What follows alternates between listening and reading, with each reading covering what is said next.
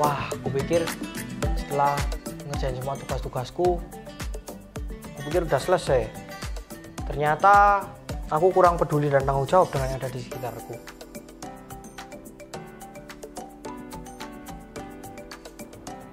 Yang seharusnya aku bersihin kamarku, terus ada sampah-sampah di sini seharusnya aku bersihkan, terus laptop sudah selesai aku pakai, nggak aku matikan. Aku bisa melakukan semua hal itu. Tetapi karena aku tadi kurang tanggung jawab, jadinya aku lalaikan semuanya. Seharusnya aku harus lebih bisa tanggung jawab lagi dengan semua tugasku dan yang ada di sekitarku.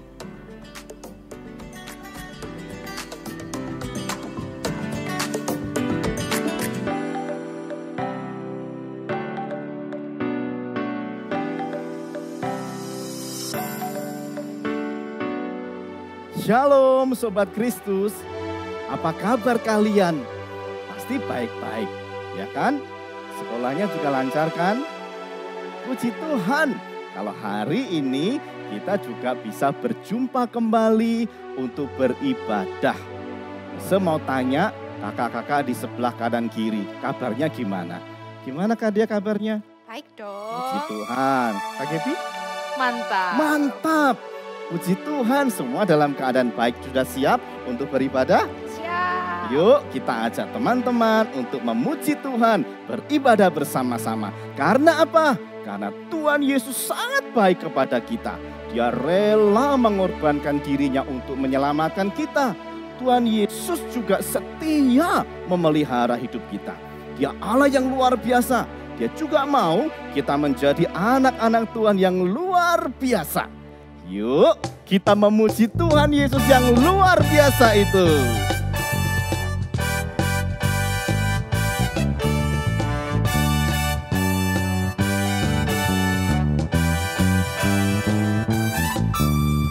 Lihatlah tubuhku dicipta aman sempurna.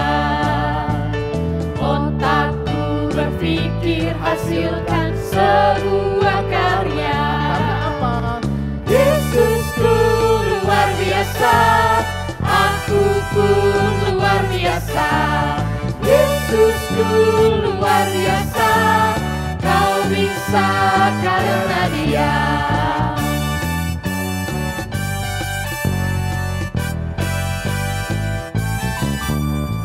Pendiam meriang semua kan dipakainya.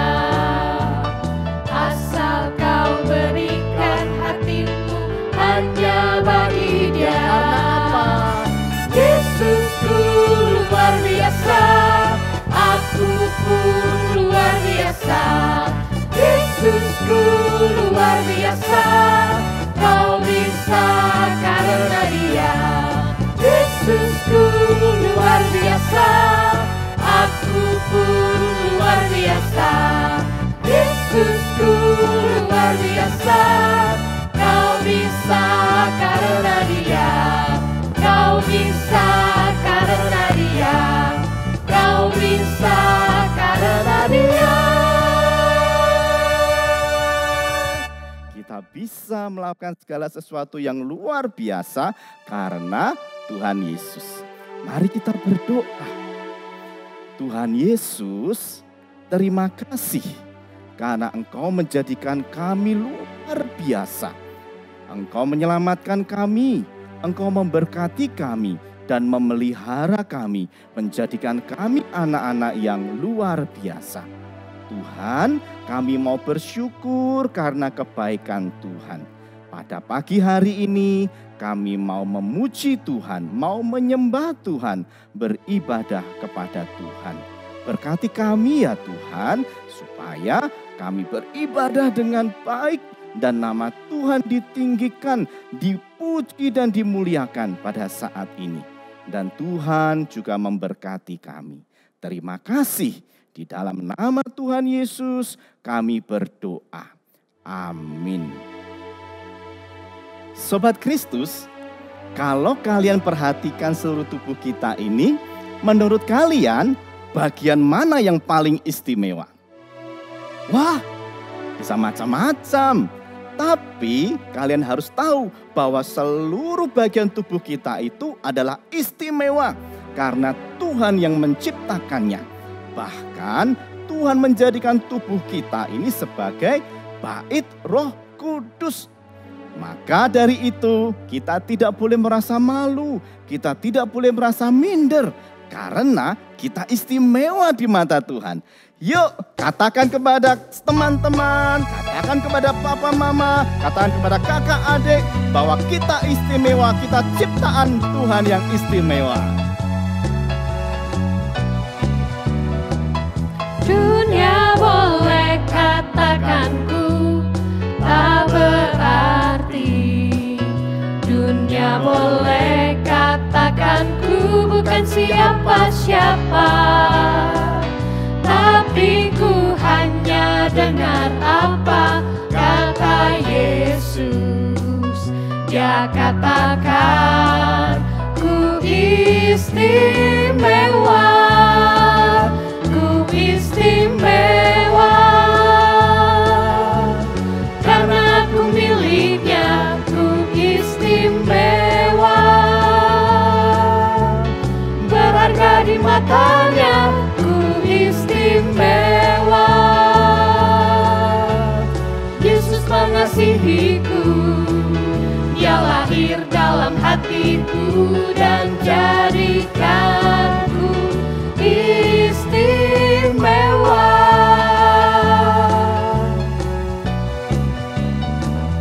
Dunia boleh katakanku tak berarti, dunia boleh katakanku bukan siapa-siapa, tapi ku hanya dengar apa kata Yesus. Dia katakan ku istimewa, ku istimewa, karena aku miliknya, ku istimewa, berharga di matanya, ku istimewa.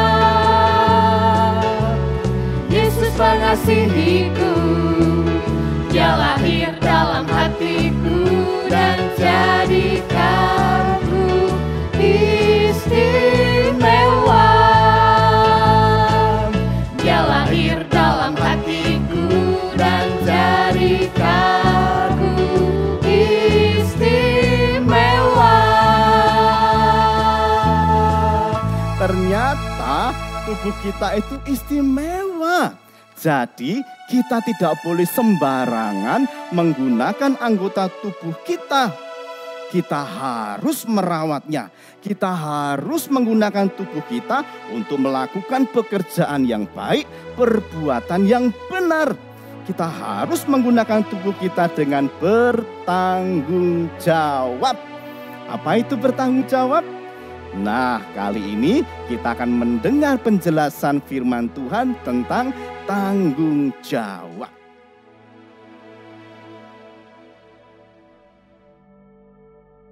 Shalom Sobat Kristus. Hari ini kita punya bintang tamu yang hebat. Kalau minggu lalu kita punya bintang tamu dengan karakter endurance. Seorang atlet sepeda yang punya daya tahan yang luar biasa. Sekalipun dia harus sakit, mengalami banyak kesulitan dalam berlatih, tapi dia lakukan itu terus. Hari ini kita kedatangan tamu yang spesial. Tokoh ini atau tamu kita hari ini punya karakter namanya responsibility. Dia punya tanggung jawab menuntaskan semua pekerjaannya, cepat tanggap, sigap begitu. Coba Sobat Kristus tebak siapa bintang tamu kita hari ini? Coba kalau kita lihat yang di belakang ini. Ada orang yang naik dengan jaket merah, menghampiri api. Kira-kira siapa bintang tamu kita hari ini? Ada yang tahu? Ya mungkin ada yang tahu. Kita sebut saja bintang tamu ini, kita panggil saja Fireman.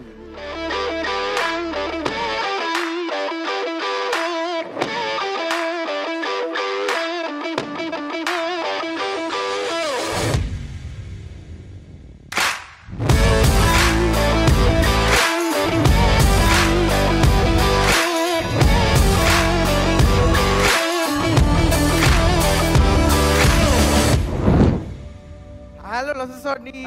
Fireman. Gimana kabarnya Fireman? Puji Tuhan baik Losu Sony. Losu Sony apa kabar? Sehat-sehat juga.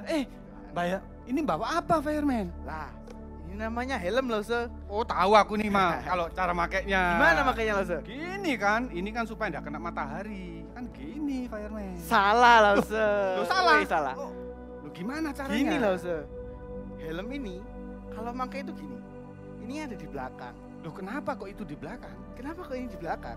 Karena kalau kita pakai begini, kalau ada yang runtuh Losu, tentu kita ada yang melindungi. Supaya aman ya? Supaya aman. Sebentar Fireman, ceritakan sama Sobat Kristus. Kenapa kok kamu dipanggil Fireman? Saya dipanggil fireman karena pekerjaan saya Losu. Pekerjaan saya itu menembus api. Oh kalau ada hutan kebakaran, rumah, pabrik. Melewati asap juga. Ini ada masker. Ini untuk kalau ada asap. Iya, supaya tidak batuk-batuk. Demi menyelamatkan orang-orang. Waduh, itu pekerjaan berbahaya loh, Fireman. Berbahaya sekali. Iya, itu artinya punya karakter-karakter yang harus dimiliki seorang fireman. Gimana itu cara ngelatihnya? Kami setiap hari berlatih, melatih fisik kami dan melatih mental kami. Meski tidak ada kebakaran. Walaupun tidak ada kebakaran, supaya nanti ketika ada kebakaran kami sudah siap. Oh gitu. Berarti harus ready 24 jam. Ready 24 jam. Misalnya nih, kalau terjadi kebakaran di sebuah tempat, itu seperti apa itu? Kami kan pasti sudah siap karena persiapannya tadi. Iya. Di perjalanan itu kami sudah memperhitungkan seberapa besar apinya, lalu berapa banyak korban yang ada di sana.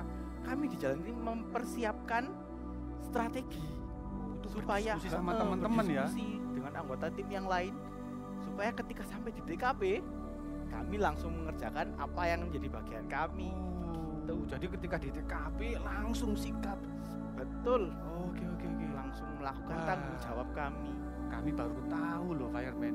Kita pikir tuh kalau baru ada kebakaran baru siap-siap. Oh enggak, langsung. Ternyata sudah diperhitungkan, dipersiapkan dengan baik. Iya benar. Waduh, fireman, terima kasih banyak loh. Boleh bercerita ke saya, ke Sobat Kristus. Apa ini loh? Ini kan bunyi sirine loh. Ini bunyi apa? Ini bunyi sirine loh. Ini dari mana? Ini dari markas ini. Saya harus melakukan tanggung jawab saya. Iya. Terima kasih ya loh. Jangan lupa pantang pulang sebelum padam. Oke, fireman. Terima kasih ya loh. Selamat bertugas ya. Sahabat Kristus, seperti bintang tamu kita hari ini, punya karakter yang luar biasa. Responsibility itu karakter yang sangat penting. Dan sebagai orang Kristen, kita harus memiliki karakter yang demikian juga. Cepat tanggap, bertanggung jawab terhadap tugas-tugas yang menjadi tanggung jawab kita. Firman Tuhan di dalam Titus pasal 2 ayat 14 berkata demikian. Kita ditebus dan diselamatkan untuk melakukan pekerjaan baik.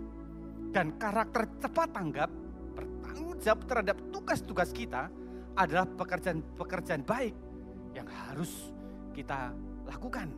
Sobat Kristus, cepat tanggap itu bukan asal-asalan. Bertanggung jawab itu bukan pokoknya belajar tapi tidak serius. Baru belajar 5 menit tidur, baru belajar 5 menit makan. Akhirnya tugas-tugasnya tidak diselesaikan. Cepat tanggap itu ringan tangan mengerjakan apa saja yang bisa dilakukan, misalnya di rumah.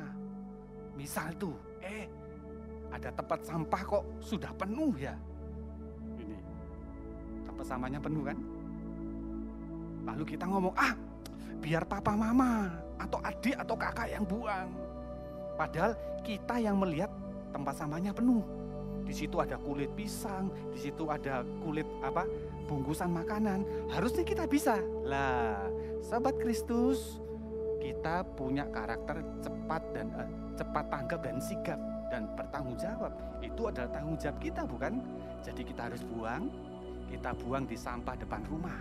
Itu namanya karakter yang bertanggung jawab. Nah, Rasul Petrus adalah salah satu murid Tuhan Yesus yang memiliki karakter responsibility dalam pekerjaan dan pelayanannya. Hari itu Rasul Petrus pergi ke banyak tempat, ke banyak kota, ke banyak desa. Sehingga itu cukup melelahkan buat Rasul Petrus. Tetapi karena itu tugasnya, itu pekerjaannya, itu pelayanan yang menjadi tanggung jawabnya, maka Rasul Petrus pergi ke tempat di mana itu yang menjadi tugas dan tanggung jawabnya. Ngapain Rasul Petrus di sana? Dia mengajar, dia memimpin ibadah, dia memimpin orang belajar firman Tuhan, bahkan melakukan banyak mujizat-mujizat kesembuhan. Nah, Sobat Kristus, kita akan mengunjungi dari tempat yang dikunjungi oleh Rasul Petrus, kita mengunjungi 2 kota. Yang pertama adalah kota Yope dan kota Lida. Di mana itu ya kota Yope dan kota Lida? Sobat Kristus bisa lihat di peta ini. Kota Yope itu kalau sekarang itu namanya kota Java. Itu ada di Israel. Sedangkan kota Lida itu jaraknya 17 km ke bawah dari kota Yope. Kita bisa melihat petanya ini ya. Yuk ikuti Lo Sesoni. Kita akan mengunjungi kota Yope dan kota Lida. Mari.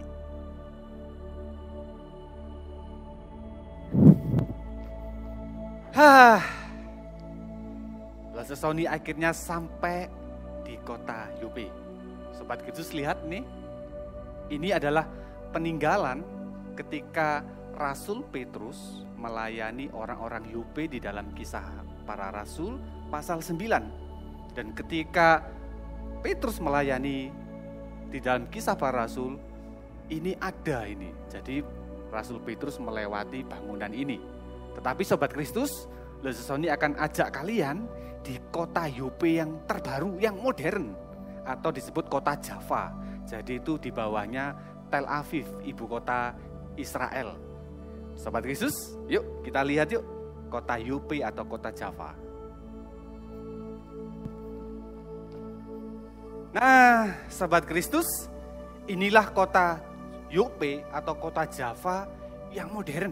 Jadi sangat berbeda ya. Jadi Sobat Kristus masih ingat ketika Nabi Yunus diminta Tuhan untuk pergi ke Niniwe. Tetapi dia kan lari ke Tarsis. Lah, dia pergi ke kota Yope, dia beli tiket kapal laut di kota ini. Maka Nabi Yunus tidak mau pergi ke Niniwe. Jadi masih ingat ya. Nah, Sobat Kristus, malam itu di dalam kota Yope ada keluarga Kristen yang mengalami kesedihan.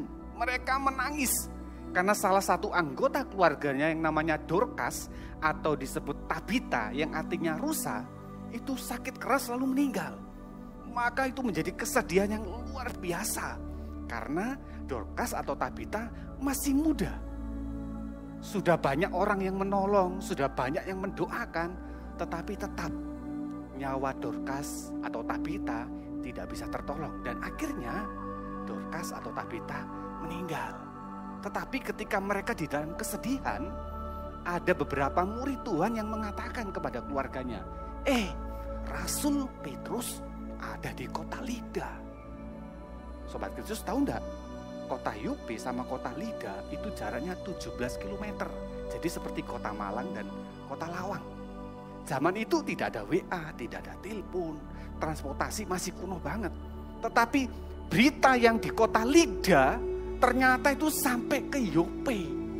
Sampai ke Yope, Sobat Kristus. Jadi itu luar biasa kan berarti. Ada apa yang terjadi di peristiwa di kota Lida? Pasti itu peristiwa yang heboh. Sampai di kota Yope yang jaraknya 17 km, mereka mendengar kisah itu. Nah, Sobat Kristus, mungkin ada berita yang membuat mereka ada apa? Mereka tidak tahu. Tetapi beberapa orang tahu. Ada apa di kota Lida? Yuk, Lo Sesoni akan ajak kalian kita mengunjungi kota Lida. Apa yang terjadi di sana? Ayo.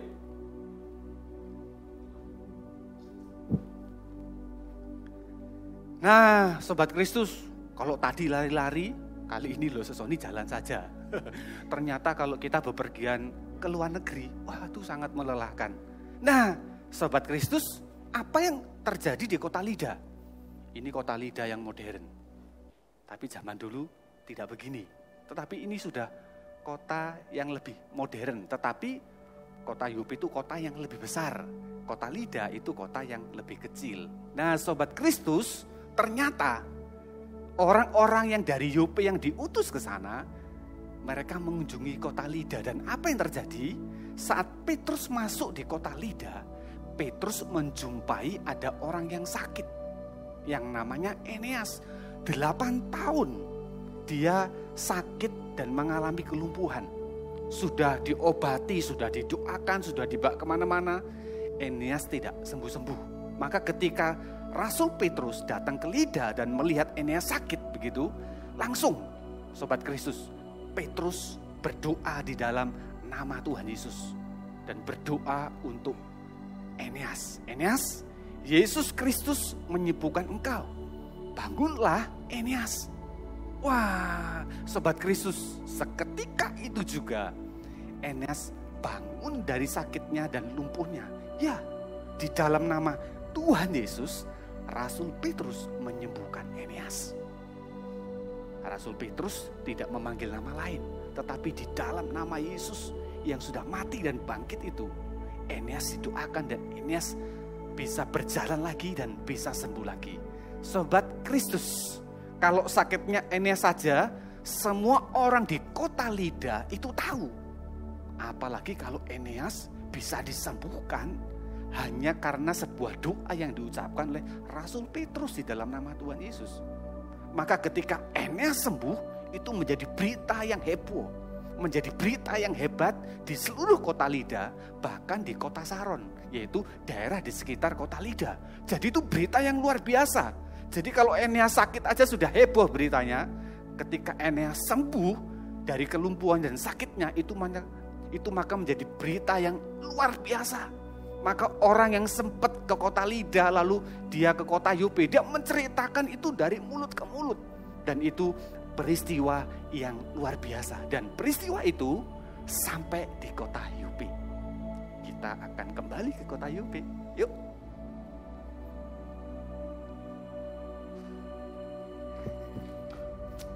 Sahabat Kristus, ini perjalanan loh Sesoni yang terakhir.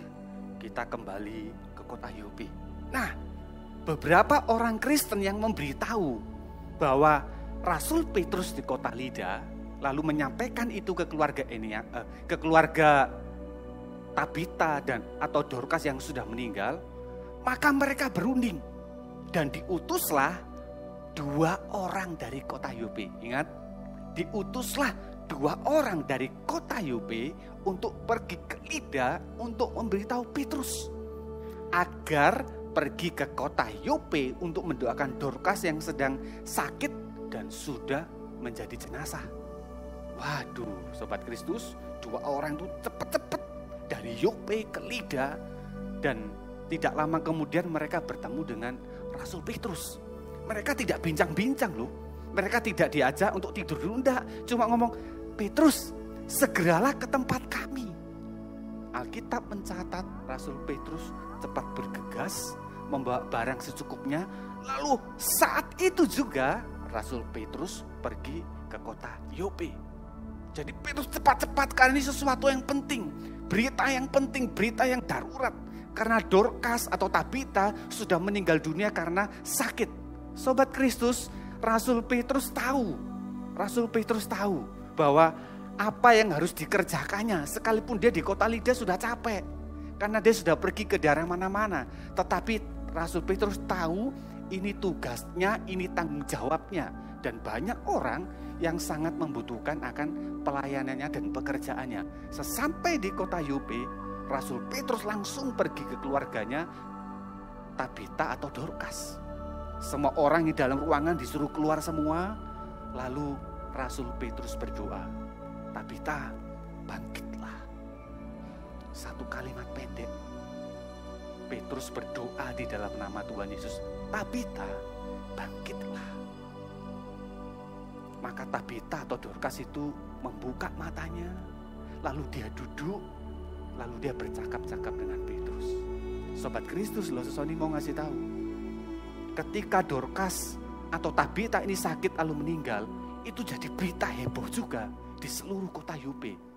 Apalagi ketika Dorcas atau Tabita ini dibangkitkan dari kematian oleh Rasul Petrus. Maka Alkitab mencatat melalui peristiwa ini, baik di kota Lida atau di kota Yope, banyak orang percaya Tuhan Yesus. Rasul Petrus tahu betul dia capek, dia lelah. Tapi ini adalah pekerjaan dan tugas dan tanggung jawabnya. Maka dia harus menyelesaikan itu dengan penuh tanggung jawab. Maka itu menjadi berita yang menyenangkan. Bukan saja untuk keluarganya Tabita atau Dorcas, tapi seluruh kota Yope. Mereka bersuka cita dengan peristiwa itu. Kita akan kembali ke tempat lain, Sobat Kristus. Sampai ketemu.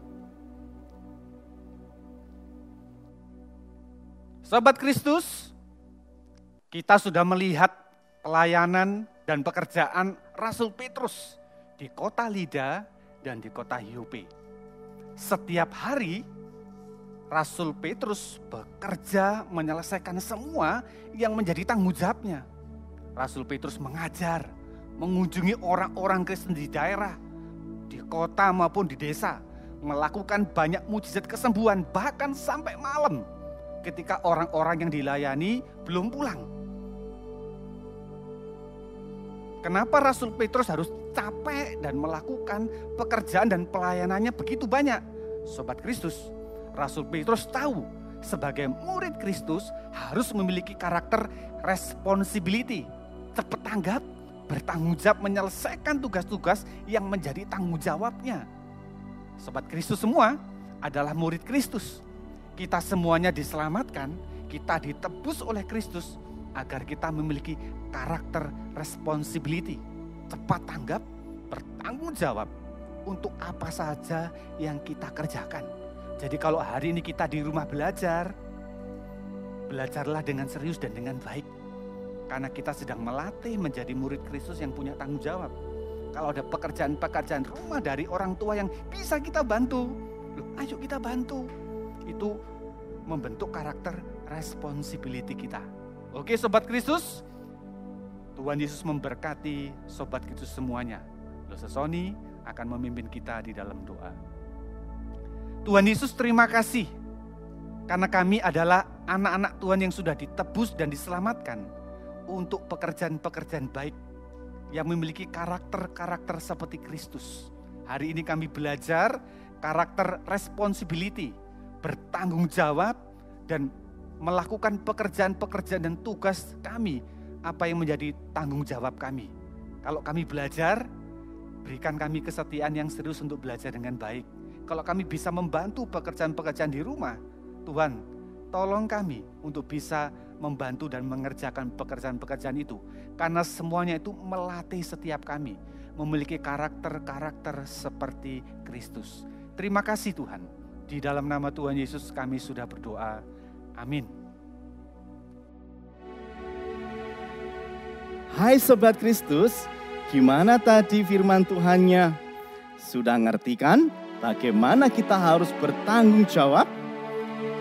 Anak Tuhan atau Sobat Kristus harus menjadi anak yang tanggap, responsif, cepat melakukan segala sesuatunya dengan bertanggung jawab. Sekalipun kadang kita harus melakukannya dengan susah payah, tapi kita tetap harus menyelesaikannya dengan bertanggung jawab. Sobat Kristus, sesaja kita bersama-sama untuk berdoa. Mari kita berdoa. Bapa di dalam surga, kami sangat bersyukur karena Engkau Allah yang sangat baik, mengasihi kami, memelihara kami, membuat hidup kami sangat istimewa. Tetapi ada tugas yang harus kami lakukan, yaitu bertanggung jawab terhadap hidup kami, terhadap apa yang sudah Tuhan berikan kepada kami, terhadap segala sesuatu yang ada di sekeliling kami. Sehingga semua tetap menjadi baik, semua tetap menjadi indah. Bahkan hidup kami pun tetap istimewa di mata Tuhan. Berkatilah kehidupan kami sebagai anak-anak Tuhan. Dalam sekolah kami boleh belajar dengan baik, sekalipun kami terpaksa belajar di dalam rumah tidak belajar di sekolah kami masing-masing. Tapi beri kami semangat, beri kami sukacita, beri kami hati, karakter yang mau bertanggung jawab. Sehingga kami belajar sungguh-sungguh dan menggapai cita-cita kami dengan baik. Tuhan berkati juga orang tua kami. Tolong mereka di dalam usaha pekerjaan. Tolong mereka di dalam mendidik, membimbing, dan membesarkan kami. Sehingga mereka semuanya diberi tubuh yang sehat, tubuh yang kuat. Terima kasih Tuhan, berkati juga untuk bangsa kami Indonesia. Tuhan menolong pemerintah.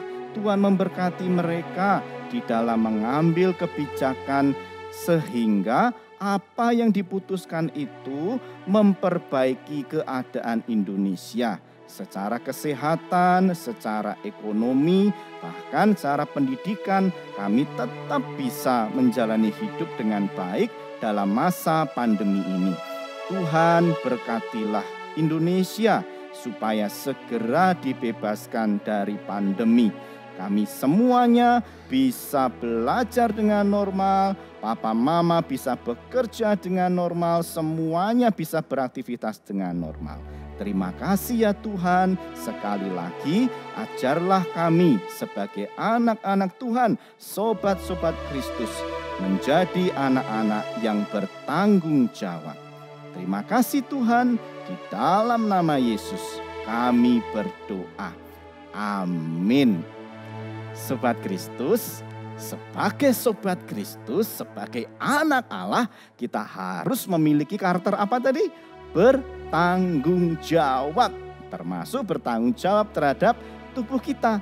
Gunakanlah untuk melakukan pekerjaan yang baik.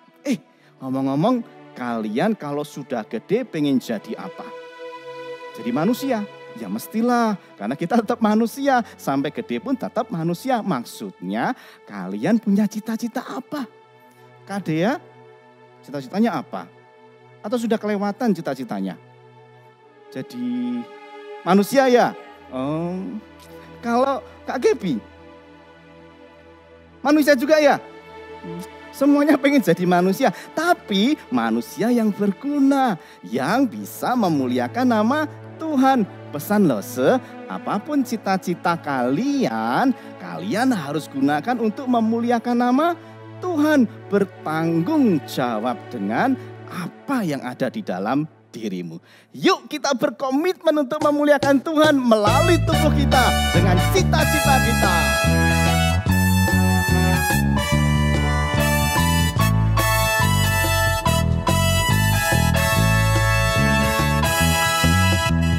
Hai kawan, dalam hidup ini apa cita-citamu?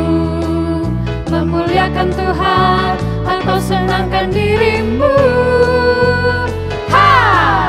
Kamu hebat, Dia yang buat. Kamu pintar, Dia yang buat. Puji Dia, muliakanlah namanya. Biar Yesus masuk dalam hatimu. Hai kawan, buka hatimu, terima Dia. Jangan-janganlah engkau bimbang, jangan-janganlah engkau ragu, karena Tuhan Yesus selalu ada untukmu.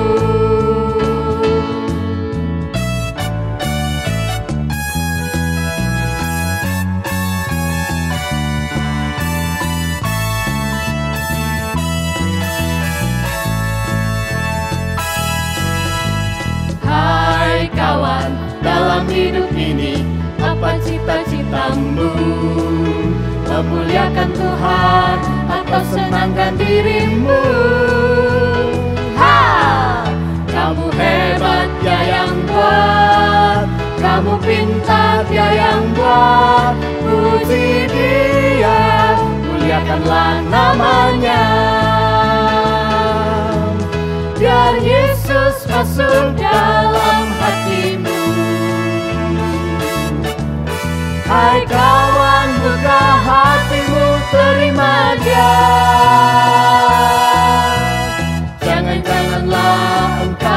bimbang. Jangan-janganlah engkau ragu, karena Tuhan Yesus selalu ada untukmu. Karena Tuhan Yesus selalu ada untukmu.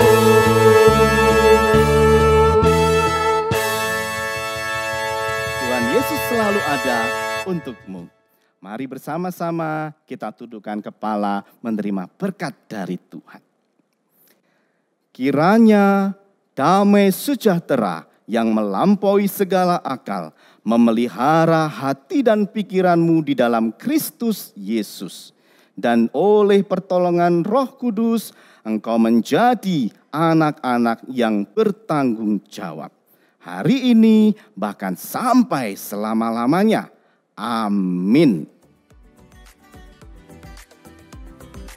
Hai sahabat Kristus, hari ini kita sudah melihat bestar yang jago. Lalu firman Tuhan, bagaimana Petrus memiliki karakter responsibility. Sahabat Kristus, sudah mengingatkan ya, jangan lupa follow IG Sekolah Minggu GKT 3. Teman-teman yang belum tahu tentang Sekolah Minggu kita, kasih tahu supaya banyak informasi yang bisa dilihat di sana. Lalu yang kedua, Sony akan membacakan kuis untuk Sobat Kristus. Sony akan bacakan 2 kali. Perhatikan baik-baik, pasti bisa menjawab. Dalam cerita firman Tuhan hari ini, berapa orang yang diutus dari kota Yope ke kota Lida untuk menemui Rasul Petrus?